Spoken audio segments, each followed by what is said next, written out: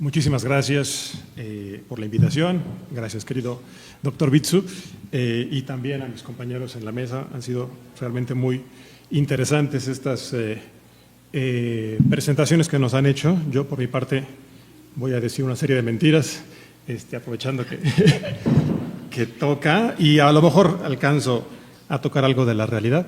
Me interesa hacer un recuento, aprovechando que está de moda últimamente el concepto de humanitas por la encíclica del Papa reciente y que ha causado mucho revuelo porque toca temas de la inteligencia artificial y cosas que nos atañen muy de cerca, pues a casi todos los que nos dedicamos a las humanidades también. Quisiera comenzar con un concepto que es precisamente el de humanidades, el de humanitas, que aparece en el título de esta encíclica, pero que, bueno, más allá del revuelo actual por este documento, pues es siempre pertinente y de eso da muestra este conversatorio, ¿no? Las humanidades y el concepto de humanitas sigue dando en qué pensar y sigue siendo un tema para nuestra reflexión. Me parece que muy importante. Si nosotros nos detenemos un segundito a revisar las acepciones de humanitas en un diccionario latino, vamos a encontrar que tiene principalmente 3 o incluso 4, podemos subdividir, ¿no? Humanitas para los latinos, para los antiguos romanos, significaba en primer lugar la naturaleza humana, ¿no? Quizás algo parecido a este filum del que nos hablaba Zubiri. En segundo lugar, la segunda acepción, que está como un inciso de esta primera, sería el género humano, ¿no? Esta pluralidad, pues, de los hombres que se replican continuamente. Entonces, ahí vamos en 2 definiciones: la humanitas como naturaleza humana, la humanitas como género humano, y luego vienen otras 2 que son las que me interesan más en esta ocasión, que son la humanitas como benevolencia, como filantropía, y en último lugar, pero no menos importante, la humanitas como educación, como cultura, como la tradición, de la que habla Zubiri, de la que habla Gadamer y muchas otras personas, ¿no? Las humanidades, como las denominamos en plural en las lenguas modernas, a partir del concepto que en latín prácticamente nunca se usa en plural, que es el de humanitas. Ahora, también quería aprovechar la circunstancia para recordar que en este año se cumplen 250 años, no ya de la independencia norteamericana, sino de algo mucho más bello y más hermoso, como es la traducción latina de la Ilíada que hizo Francisco Javier Alegre y que publicó en el exilio, pues italiano. Dicen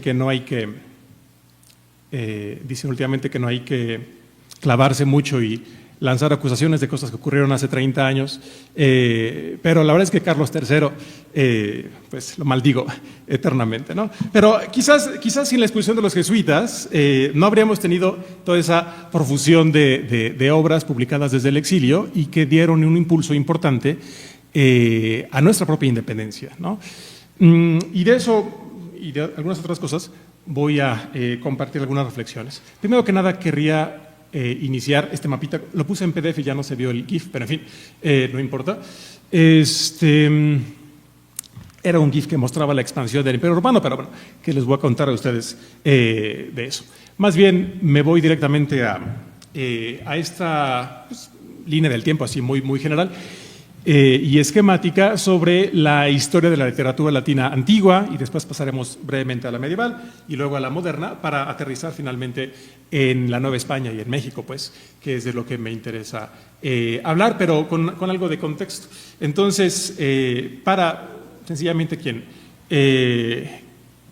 quiera recordarlo, diríamos que la literatura latina antigua comienza pues prácticamente en el siglo III. No es que antes no hubiera nada, es que no se conserva en gran medida, y en segundo lugar, bueno, se trata en el siglo IV y el siglo V a.C., se trata sobre todo de inscripciones y de poesía funeraria que nos ha llegado de forma muy fragmentaria y anónima, ¿no? Prácticamente es Livio Andrónico quien funda la literatura latina cuando traduce precisamente un texto homérico al latín, y voy a cerrar con otra traducción de Homero al latín hecha pues, posiblemente en México y publicada luego en Italia. Entonces, es ahí cuando comienza la literatura latina antigua, después viene Nevio. En el siglo II tenemos ya figuras mucho más famosas, ¿no? Principalmente Ennio, y luego también Plauto y Terencio, autores de comedias, Catón, el censor, que fue autor de muchos discursos que nos han llegado, y de algunas otras cosas, algunos dísticos a su hijo, posiblemente son suyos o a lo mejor no. En el siglo I a.C., que es lo que se considera la edad de oro de la literatura latina, tenemos a Cicerón como figura así muy, muy importante, y naturalmente pues a otros, a Julio César, a Salustio, a Catulo, a Lucrecio y a Virgilio, que lo destaco allí pues por ser el padre de la poesía latina y del que también vamos a hablar relacionándolo con los poetas aquí novohispanos. En fin, la lista es larga para el siglo I, Horacio, Ovidio, etc. Y luego tenemos el siglo I después de Cristo, con figuras igual importantes, ya es la edad de plata de la literatura, según la clasificación tradicional, que hoy también se cuestiona. Pero en fin, que tenemos a Séneca en la filosofía, a Lucano en la poesía épica, a Petronio en la novela, fundador de la novela en latín, a Plinio el Viejo en la historia natural, y en fin, a otros, ¿no? Y bueno, la historia de la literatura latina continúa en los siglos siguientes. El siglo II tiene a Tácito, historiadores pues como Tácito y Suetonio, a Aulo Gelio, un pues, recopilador de viejas tradiciones que de otra forma no nos habrían llegado. Gracias a él precisamente nos ha llegado en el libro 13 una definición muy interesante de humanitas, ¿no? Él es quien nos transmite que para los mejores autores, según la opinión de Aulo Gelio, la humanitas no significa aquello que para los griegos se dice filantropía, sino más bien aquello que para los griegos es la paideia, la educación, la cultura, y más que eso, pues, ¿no? El siglo III, la verdad es que es un siglo pobre en cuanto a autores así destacables. Hay textos, evidentemente, pero no tan célebres como los que ya mencioné.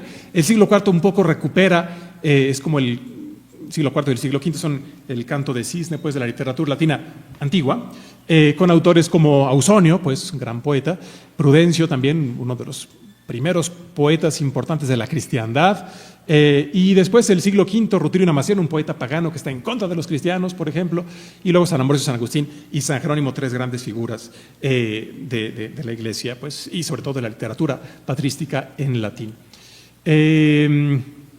En fin, las imágenes son meramente decorativas en esta ocasión, pero aquí tenemos una escena célebre pues, de la historia de la literatura, cuando Virgilio declama el libro IV de la Eneida. Esa es la fuerza pues, de las letras para los antiguos romanos. Pasemos ahora brevemente a revisar algunos nombres, pues, sencillamente de la literatura latina medieval. En el siglo VI tenemos a Boecio y a Casiodoro, dos figuras importantísimas, pues, que son el puente entre la tradición antigua y la medieval, que están prácticamente fundando. En la poesía tenemos a Venancio Fortunato, en la historiografía tenemos a Gregorio de Tours. El siglo VII está, por lo menos en la península ibérica, está dominado por San Isidoro. Hay algunas otras figuras, pero San Isidoro pues, se lleva la palma en el siglo VII. Para el siglo VIII tenemos a Alcuino, a Beda, a Paulo Diácono. El siglo IX, con Juan Escoto Erígena y Rabano Mauro, es el siglo pues, de Carlomagno, entre otras cosas, así que tenemos a grandes autores del Renacimiento carolingio. El siglo X nos da a una mujer escritora que es Rosvita, y vendrán más mujeres en la literatura latina, sobre todo en el siglo XII con Hildegarda y con Eloísa, que ahí me faltó colocar. Y bueno, pues están también San Bernardo, está Abelardo, está Elredo, y para el siglo XIII, casi cerrando la Edad Media, al menos en su literatura latina, porque después el siglo XIV ya es un siglo más de literaturas en lenguas romance. Bueno, en el siglo XII tenemos la poesía goliárdica, pero también tenemos a Santo Tomás y tenemos a Dante, que fue autor también en latín, no solamente de la Divina Comedia en lengua vulgar. Y bueno, aquí tenemos algunos autores eclesiásticos, San Jerónimo y creo San Agustín. En fin, y con esto llegamos a la literatura neolatina, la literatura latina de la modernidad, y puse autores renacentistas y autores también del latín contemporáneo. En fin, no quiero hacer larguísima este recuento de autores, pero voy a destacar solamente los que puse ahí en negritas: a Petrarca, por ejemplo, en el siglo XIV, a Lorenzo Valla en el siglo XV, valdría la pena también señalar a Ficino, a Pico de la Mirandola, a Poliziano. Después no nos podemos saltar a Erasmo, a Vives, a Tomás Moro.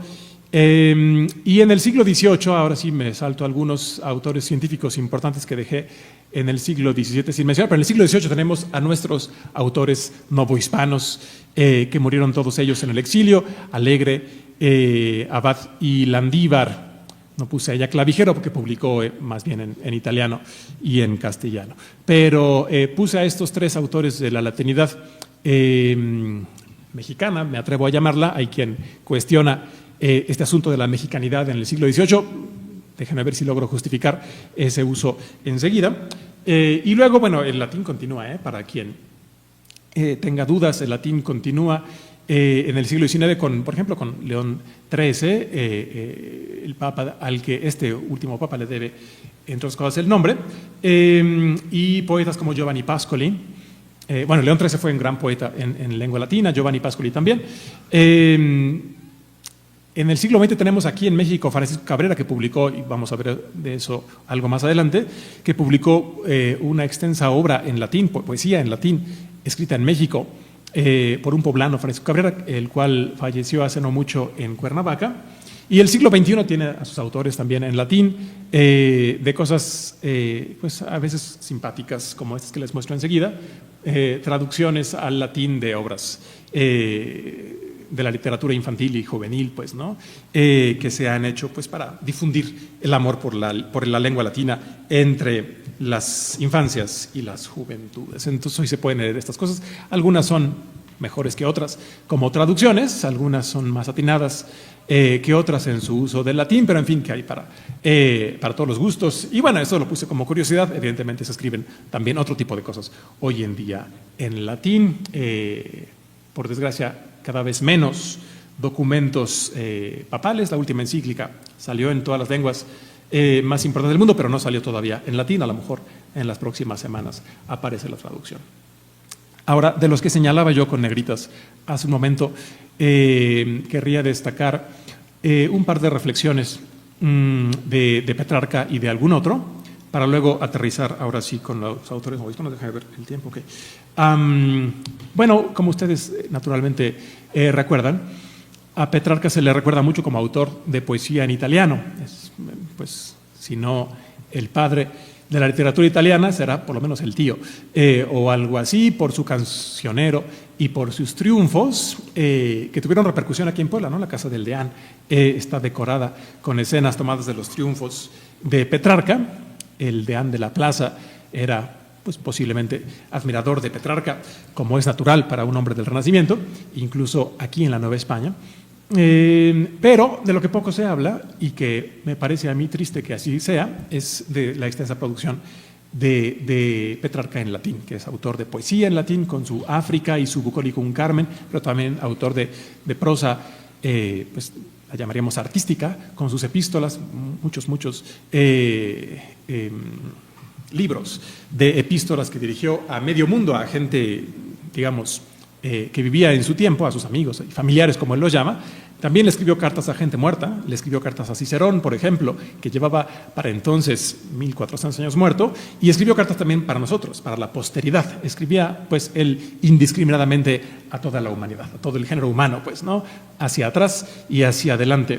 De eso, porque es más, a Petrarca lo recordamos, entre otras cosas, los que nos dedicamos, pues, a la literatura latina, lo recordamos como uno de los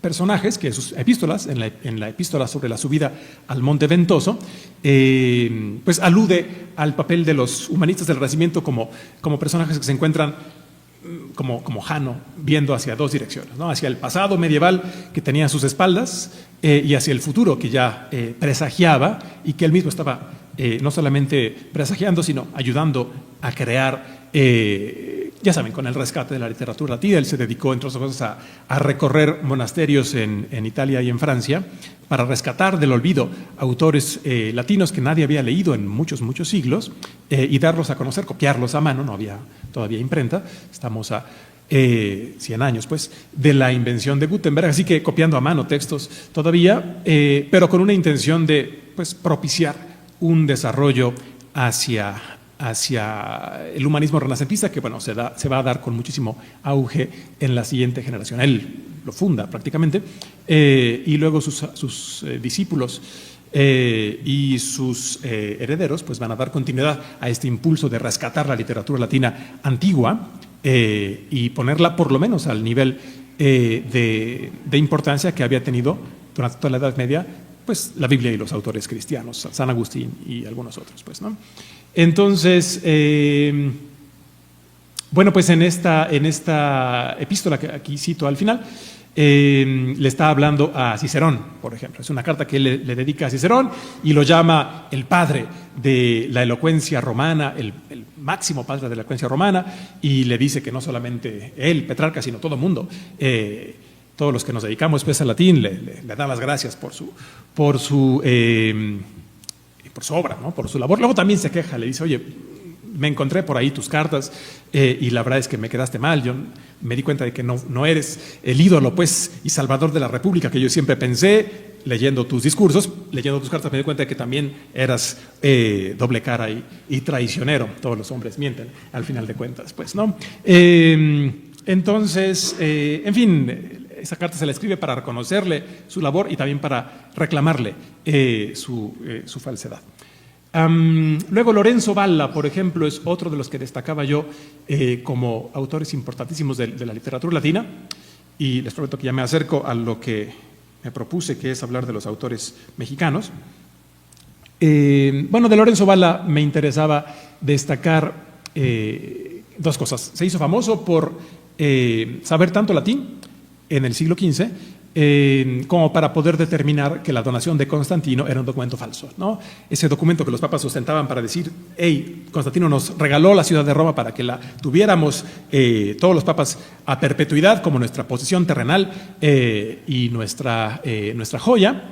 Lorenzo Valla dijo, no, ¿saben qué? Este documento es del siglo X, de ninguna forma Constantino pudo haber usado ese latín que ustedes presentan, así que esta donación es falsa. Los papas, desde luego que no estuvieron muy contentos, pero Lorenzo Valla tuvo una gran fama desde entonces de gran latinista, y aprovechando, valiéndose de esa fama, pues fue que publicó luego sus Elegancias de la lengua latina,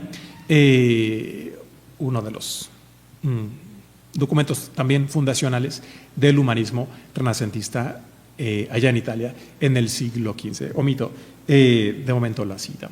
Para pasar a este otro asunto, que es la implantación del latín en el Nuevo Mundo y su desarrollo pues, aquí y en el exilio italiano, luego de la expulsión, pues, ¿no?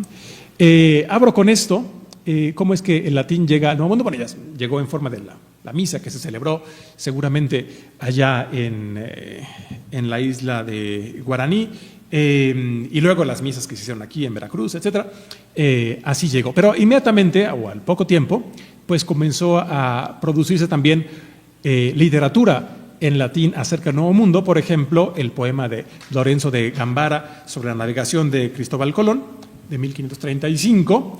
Otro, 50 años más tarde, otro poema, La Columbeida, de Giulio Cesare Stella, y finalmente otro poema más adelante de Ubertino de Carrara con el mismo tema, pues, ¿no? Mucha poesía colombina que hay en latín, pues, ¿no? De autores italianos, los tres.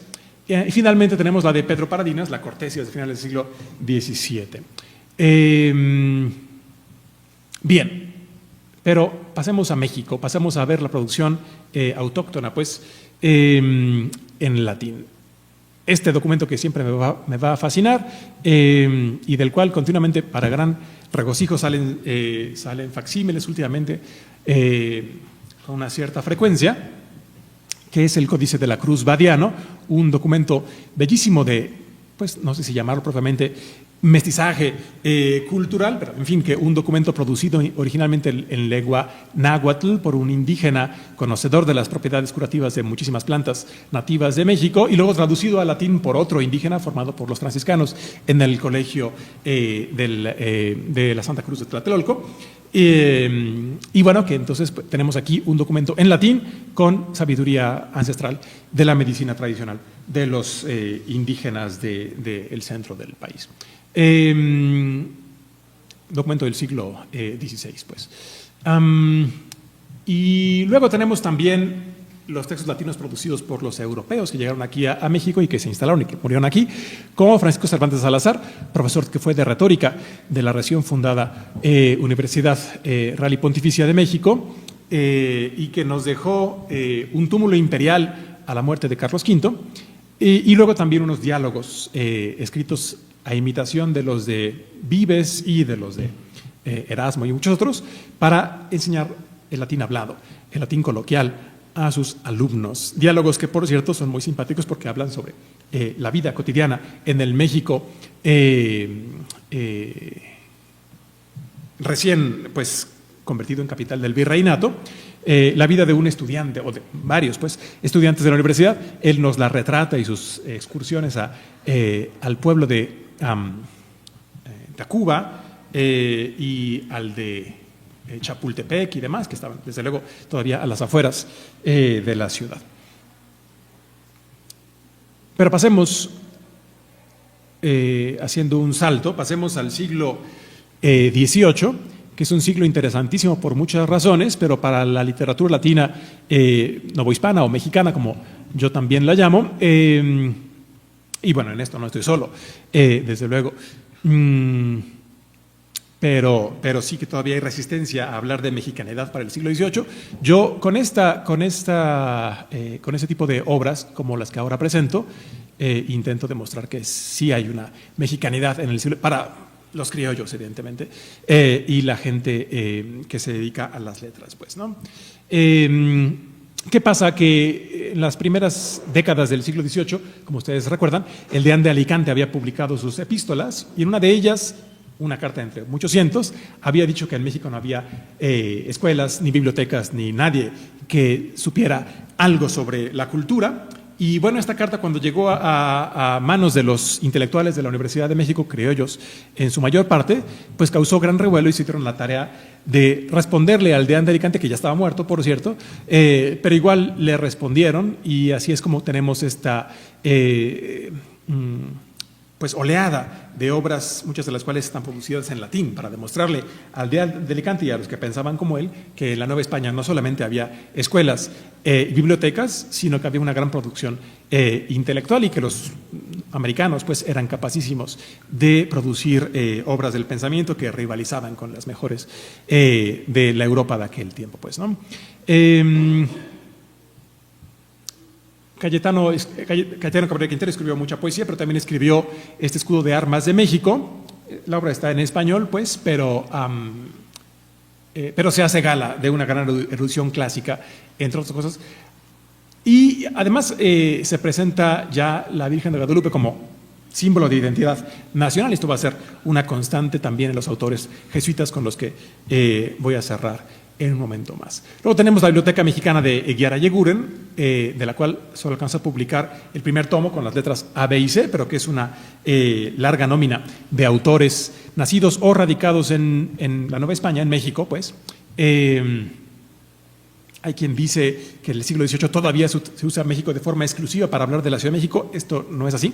Eguiara Yeguren llama Biblioteca Mexicana a una bibliografía de autores que vivieron en muchas partes de la Nueva España y no solamente en México, en la Ciudad de México, por lo cual se entiende que él ya reconocía como mexicanos a los que nacían en muchas otras partes de este virreinato que fue.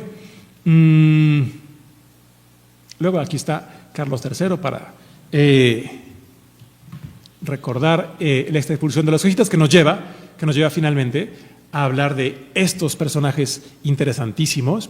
En mi opinión, Alegre, en primer lugar, que publica, había escrito, según dice él mismo, había escrito muy joven esta Alejandriada, un poema en 4 libros unos 2.000 o 3.000 versos en latín sobre la conquista de Alejandro Magno que hizo de la ciudad de Tiro, en la cual aprovecha para hablar también de la Virgen de Guadalupe, por cierto, ¿no?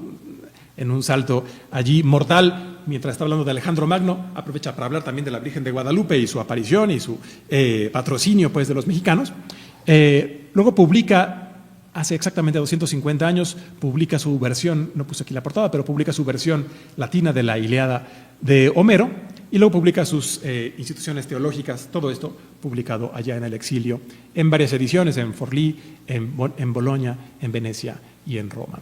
Luego tenemos a Clavijero, que publica en italiano su Historia Antigua del México, en Cesena, al ser una obra en italiano y no en latín, me la salto de momento, y veamos a este otro jesuita también exiliado, que fue Diego José Abad, que puso en versos latinos toda una exposición muy interesante sobre la teología cristiana, y aprovechó también para hablar sobre el Pico de Orizaba y la Virgen de Guadalupe, por ejemplo, entretejiendo este tema tan nacionalista, diría yo, si es que se puede hacer uso de ese término para el siglo XVIII, en una obra que pues nada tenía que ver, ¿no? En teoría tenía que hablar sobre la teología cristiana y no sobre temas de orgullo patrio y de nostalgia también por la patria abandonada.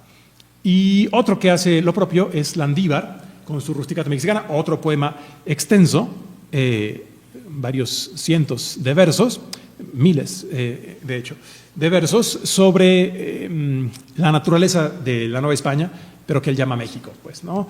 Él nació en Guatemala y escribe su Rusticata Mexicana, o sea, llama mexicano a todo aquello que comprende el virreinato, publicada en muchas ediciones en el siglo XVIII y XIX.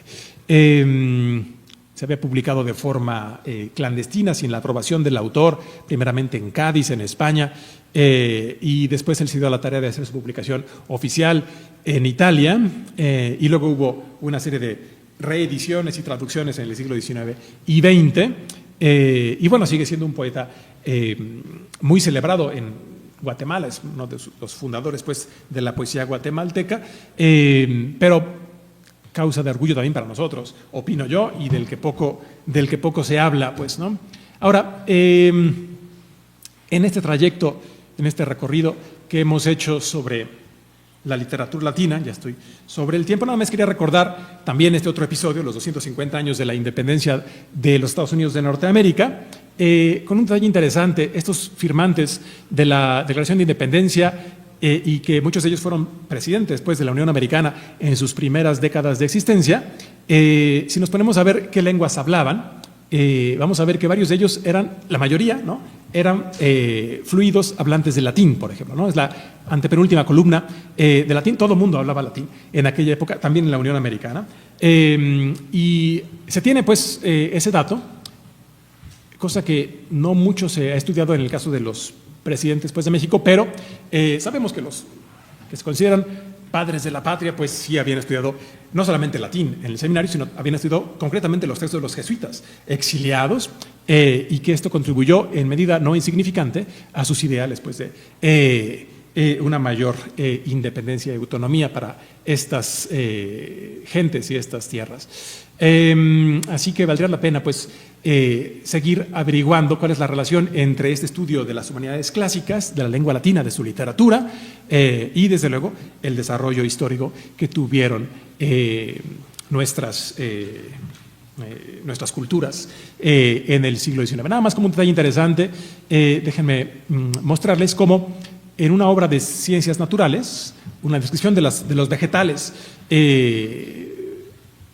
¿cómo se dice?, endémicos de México, hecha en las primeras décadas del siglo XIX, siendo ya México una república independiente, bueno, pues se hace un elogio a los héroes de la independencia, e incluso se les atribuyen nombres científicos a muchas plantas a partir de los nombres de Hidalgo y de Morelos y de Allende y de Aldama, ¿no? Y tenemos, por ejemplo, una planta que se llama Hidalgoa, en honor, naturalmente, de Miguel Hidalgo, del cual hay todo un epitafio en esta misma obra en esta misma descripción de los vegetales mexicanos. Y bueno, podríamos seguirnos porque la lista es larga. Cierro nada más con esto. Al que mencioné hace un ratito, Francisco de Cabrera, que fue un poeta poblano que hasta los primeros años de este siglo XXI seguía publicando poemas en latín sobre una cantidad de cosas impresionantes, sobre Gonzalo Guerrero, sobre Malintzin, sobre la Virgen de Guadalupe, sobre Benito Juárez, por ejemplo. No sé cuánta gracia le habría hecho Benito Juárez que se hablara de él en latín, la lengua pues de la iglesia, según él opinaba. Pero en fin, que la literatura latina sigue bastante viva para hablar de temas mexicanos y para reafirmar esta apropiación que se ha hecho aquí de la cultura clásica y no solamente recepción, sino pues reelaboración de muchos temas clásicos, pero en clave mexicana o viceversa. Con esto cierro y bueno, pues les agradezco mucho su atención. Gracias.